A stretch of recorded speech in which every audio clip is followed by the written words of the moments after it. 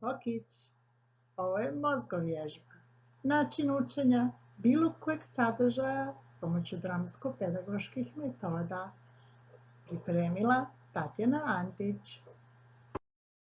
Ono što sam nazvala mozgovježbom je aktiviranje obje polovice mozga da pamte određeni sadržaj jer ujednačujemo sadržaj i pokret na nekakav svoj način. Naravno, uz pomoć dramske pedagogije.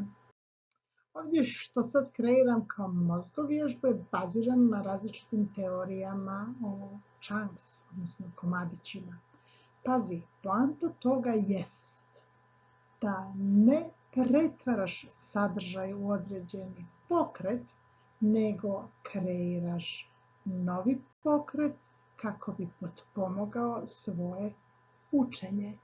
Dakle, kreiraš, zabavljaš se i učiš. Also, wie macht man Palatschinken? Bez obzira, to isto može biti jedan način ponavljanja.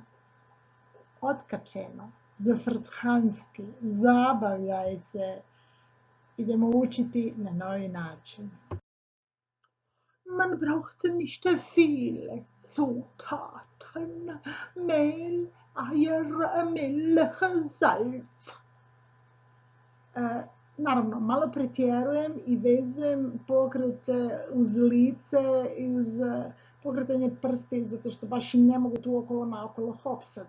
Ali bih tebi preporučila da se cijela krećeš i učiš nekakav svoj sadržaj uz kojeg vezuješ određeni pokret.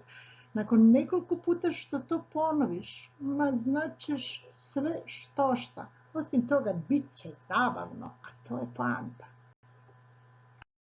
Pazi, to s druge strane ne znači da ti pokreti ne moraju imati veze sa sadržajem. Recimo, verrühren kao miješati.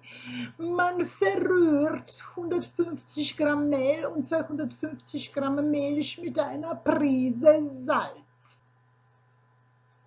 Dakle, ne moraš izbjegavati. Služi se čime god hoćeš. Ti upravljaš svojim učenjem. Ti kreiraš i zabavljaš se. To je najbitnije, zar ne? Man gibt zwei Eier dazu. I sad, ukoliko staviš ovakav nekakav pokret, to znači malo previše. U tvojoj glavi ima taj pokret previše sadržaja. Od 2 do Viktorija. Tako da bih ja to izbjegavala. Dakle, poanta je uzvezivanje pokreta i sadržaja. Tvog kreiranog pokreta možda upravo za sad. Skakući na jednom mjestu. Radi šta god hoćeš. Probi se cijeli pokretat. Zabavljaj se i uči. To je poanta. Čuj, daj odi pokušat napraviti te palačinke. A onda, nakon što pokušaš učiti na drugačiji način, javi mi se. Pa, pa!